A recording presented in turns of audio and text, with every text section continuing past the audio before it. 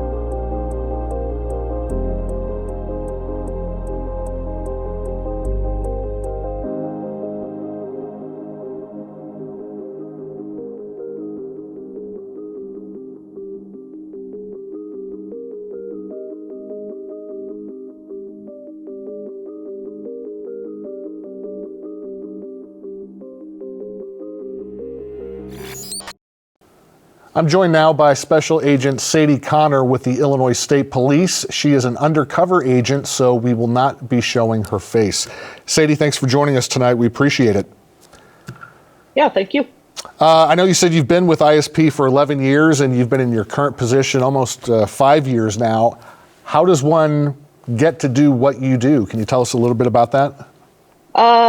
So I do have a background. I have a bachelor's degree in criminology. With a minor in psychology. I started out at Tazewell County. I worked at the state's attorney's office for a little bit and then moved over as a deputy at the sheriff's department and then got the call from the state police in the fall of 2012 and accepted a position to go to the academy. Came out of the academy. I was on patrol for several years until I moved over to investigations there in 2019. So, it's pretty much all law enforcement in my work background. Really, it's just kind of to get here. It's kind of just getting your feet wet with patrol and learning how to talk to people and learning how to investigate crimes. Sure. We want to talk a little bit about the dangers of being online, especially for kids. We know that there's a lot of people out there with bad intentions. Can you kind of tell us what you do with your job as far as trying to find these people online that are doing bad things? Yeah, so I do. I have a focus on child exploitation, human trafficking. A lot of that comes in the form of investigating crimes like possession, distribution of child pornography, enticement of children, sextortion, things like that. So any and all of the above reports like that come in, I'm usually one of the ones that comes to first. So how does that work? Are you, and I'm talking about proactive versus reactive, are you mostly following up on tips from people, or are you out there anonymously online looking for some of these predators? For me, it's both. I am trained to be proactive and do the covert nature of going online and trying to find these people in a proactive manner. But at the same time, I would say the vast majority of the stuff that we get that comes in of this nature comes in the form of what's called cyber tips that come in from a National Center for Missing and Exploited Children, which we, shorten to NCMEC when we're talking. But most of those that come in are reports that are kind of generated from a lot of it is social media sites. So say if Facebook reports a user for uploading an image that they deem to be child porn, they report it to NCMEC. NCMEC does a little bit of background use background investigation to see kind of where it came from, and they give it to one of us that's trained in this area, in the area geographically that that user is from. So let's talk about some of the things that that you have to deal with out there. And I'm guessing it runs the gamut from child pornography to maybe an online sexual predator trying to meet up with an underage person. Yes, we have seen all of the above and everything in between. So, as I said, the majority of what we do is probably more in the form of possession, distribution of child pornography.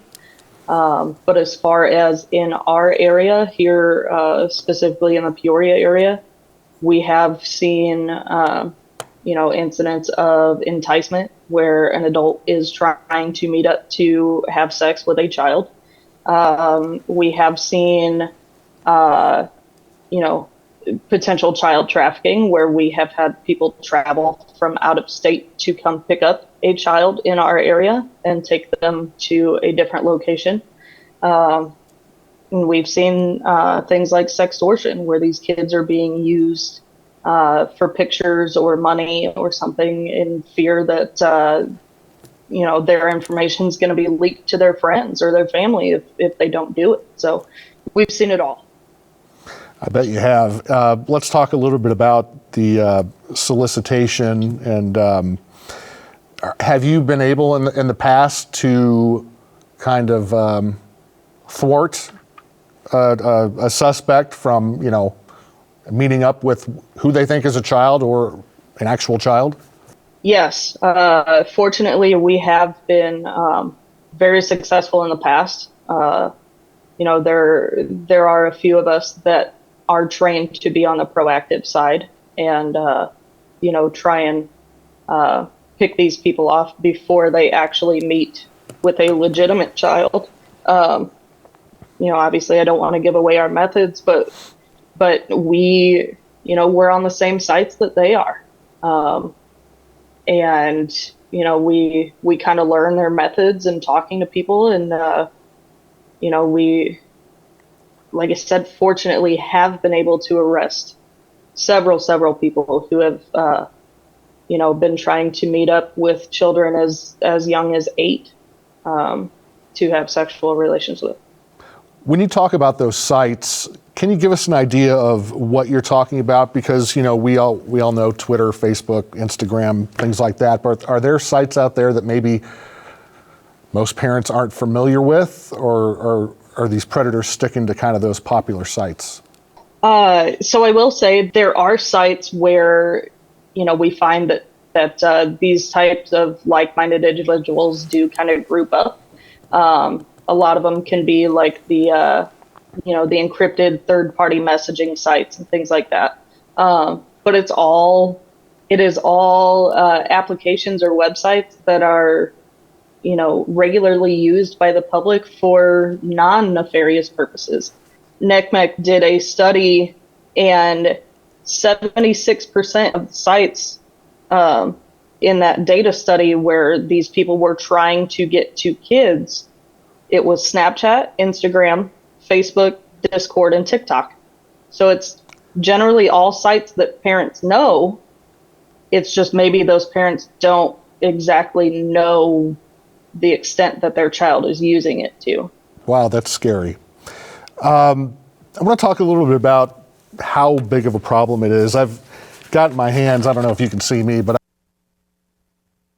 state police that we seem to get on a weekly basis about arrests for anti-human trafficking, child pornography possession, dissemination of child pornography, even more. How big of a problem, I know even one case is a big problem, but how big of a widespread problem is this, do you think, in Illinois as far as child pornography and predators trying to pick up children?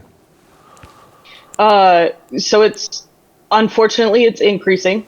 We are seeing the numbers go up. I actually just got the numbers for our task force specifically, as far as just the cyber tips that we get. So from 2022, we had 9,280 cyber tips. And 2023, we had 13,516. So it's increasing. And like I said, those are just cyber tips. Those don't count, anything we're being proactive on. That's strictly just the reports that come into NECMEC and get dispersed out to us. And that's for the Attorney General's ICAC task force that covers everything except Cook County in Illinois. So just put those numbers in perspective. It's hard to say whether or not, the problem is increasing or, some of these sites are getting better at locating this stuff and reporting users. I will say thank goodness, there's more and more of us signing up to do this sort of work. Unfortunately, right now, there's more work than we have bodies, but I do think we're making a nice dent in this right now. And I'm sure those mainstream social media pages, they don't want that on their pages, so they're happy to let you guys know when something's not right. Oh yeah, they work very well with us as long as we have the right probable cause and the right court orders and stuff like that. When it comes to search warrants and things like that, they help us out. They give us the information very quickly because, they don't want their site getting out there as one that's known to be hosting this sort of material. I'm curious, you've been doing this for about 5 years now, and, you're working with experienced people. When I look at press releases from the Illinois State Police and the Attorney General and local police departments and prosecutors, I see these suspects who are, again, innocent until proven guilty, but the only thing they seem to have in common is that they're white men. Has there been any kind of study done, or is there any kind of psychology behind, can you put a common thread with these alleged predators? I think you pretty much nailed it, other than the white part, because we actually have seen kind of across the board different races. The only thing that has really been a common thread is it's typically males. I believe the number is for female right now. I think it's about 9% of offenders in this category is female. Everything else male, and it ranges in age from teen males to 70s. I know I've had an arrest of a 73-year-old. So it's tough. It runs across the board as far as socioeconomic status. It's very hard to peg, one individual. We've seen a very diverse set of careers. We've had prison guards. We've had clergy, teachers, firefighters. So it would be nice to be able to, pick somebody out of a crowd, but fact of the matter is, you never really know what somebody's doing on their phone in the privacy of their own home or their computer. Oh, that's really interesting information. And I wonder, with these people who are doing this, and I'm not saying this to be funny, but are they stupid? I mean, they have to know that there's a good chance of getting caught. Is it that they can't control themselves? Why do you think they take the risk? So I think there's a couple different things in there. I think depending on what sites they're using, some of them, do say that, it's fully encrypted. So I think it offers some sort of false sense of security for some of these people that, they can upload or download or ask for whatever they want without fear of repercussions, which is obviously not true, because at the end of the day, they get to meet us. And then on the other hand, I think it's an urge. It's something that is built into some of these people, and they don't seem to be able to help themselves. So it's kind of, they take the risk. I know multiple people that I have talked to after arrest, they kind of guessed that it was coming. a lot of that comes after, they know their account got reported.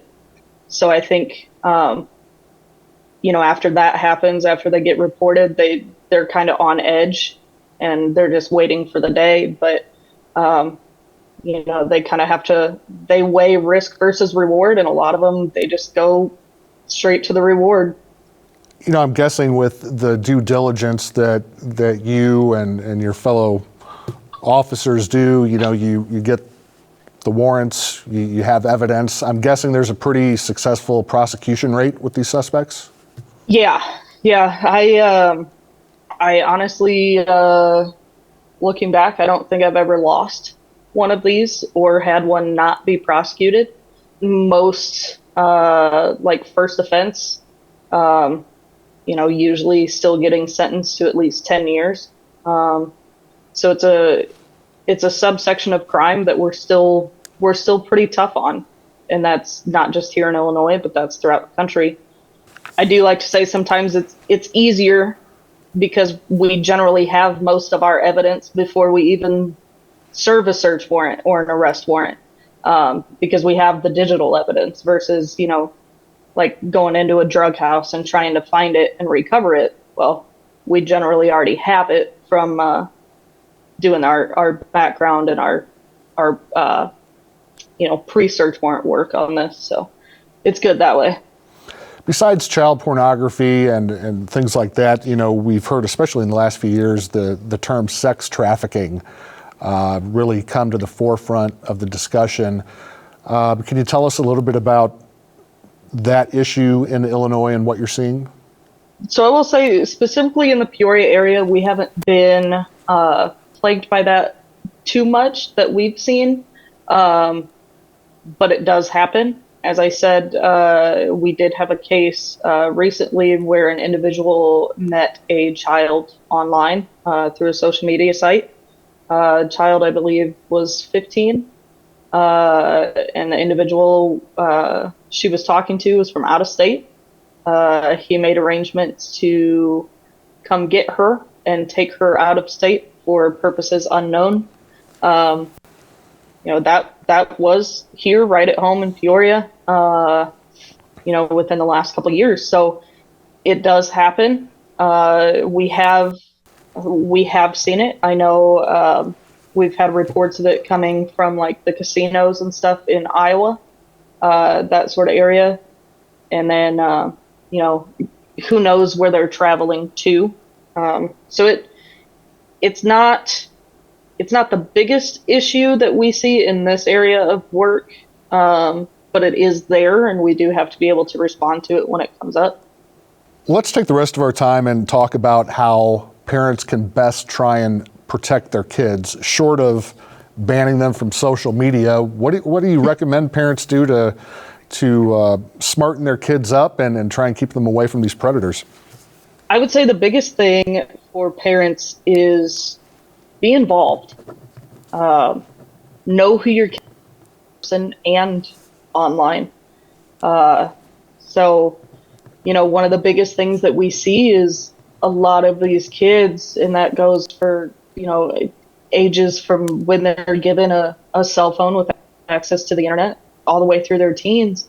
One of the biggest things we see is they add everyone as a friend. I don't know what it is, but it seems like on all of the social media sites, if they look like they're around the same age, they're going to add them as a friend and they'll talk to them. They'll pretty much talk to anybody. Unfortunately, what we see is a lot of these predators, if they're going to be looking for a kid, say a 12-year-old girl, they're going to make their profile out to be like a 13, 14-year-old boy, right? They're going to do what gets the attention of a kid. They're not going to go in as a 46-year-old man because that looks creepy, right? Yeah. So, as a parent, being able to be open with your kid and, ask them, who is this person? How do you know them? How do you know them in person? And if they don't know them in person, then, well, they probably shouldn't be talking to them. Be familiar with the apps that they're using. Like I said, a lot of the ones that we see the trouble on, it's popular applications. So, if you're a parent that knows nothing about Snapchat, but you allow your kid to have Snapchat, well, maybe you should do some digging on how to use the app, what the app's about. It operates on this guise that it disappears, it goes away. So these kids will do things on there under the assumption that it's going to disappear, when in reality it doesn't. Like I said, being familiar with what they're using, minimize their screen time. Younger kids especially, be very cautious about camera usage. We've seen a pretty big uptick of self-uploaded videos to YouTube of young kids not wearing clothes and being curious with themselves and things like that. Is it child pornography in the sense that it's being produced for that purpose? No, but it can, in the wrong hands, be used that way. So, teaching kids from a young age what's appropriate, what's not, as far as taking pictures. One of the big things too is be alert to changes in behavior in your kids, or if they have age inappropriate knowledge about sexual conduct, things like that. That could be a red flag. If maybe they're being told this by somebody, and you should probably check. It's not just cell phones, it's computers, it's tablets, it's their Xbox, PlayStation, things like that. Just sure, you got to stay on top of it. I do have a couple of good sites for parents. Yeah, go ahead and give us those resources. Yeah, real quick. So the National Center for Missing and Exploited Children, they have a program called NetSmarts, NETSMARTZ. And that kind of runs the gamut of, really preschool through high school. They have, age appropriate material that parents can access to, try to teach their kids internet safety. OnlineSafe.OnlineSmart.com is the Illinois Attorney General's site that's similar to that NetSmart, where they have tools and resources for both kids and parents as well. And then a personal one for me that I have used and told parents about in the past, it's called commonsensemedia.org. That's a site where you can go in and you can plug in, say, a video game title. Say your kid wants to play this game. You can go on there, you can type in that title, and you can see what other parents have said about it. Is this appropriate for my 9-year-old? Or is it maybe too violent to, whatever you deem? So it's a good tool there. Okay. Special Agent Sadie Connor with the Illinois State Police, we appreciate all the information and keep up the good work. Thank you very much. Joined now by Phil Luciano with a preview of You Gotta See This. One of my favorite episodes. We're going to talk with a record expert, vinyl records, why those have enjoyed a resurgence, which I'm glad, because I like the records. I know you do too. Yep. Julie and I are going to paint like Bob Ross and look like Bob Ross while we paint. And we also have a story by you about a cave house. Yes, cave homes right here in central Illinois. They are kind of what they sound like, and with everybody, I think, getting ready to get those air conditioners back humming, cave homes can actually save you a lot of money on your utility bills. So. Not just the Flintstones anymore. Nope, but yabba dabba doo, we have got a great show coming up in just a few minutes. Thanks for watching. We appreciate it. Check us out anytime, WTVP.org and WTVP on Facebook and Instagram.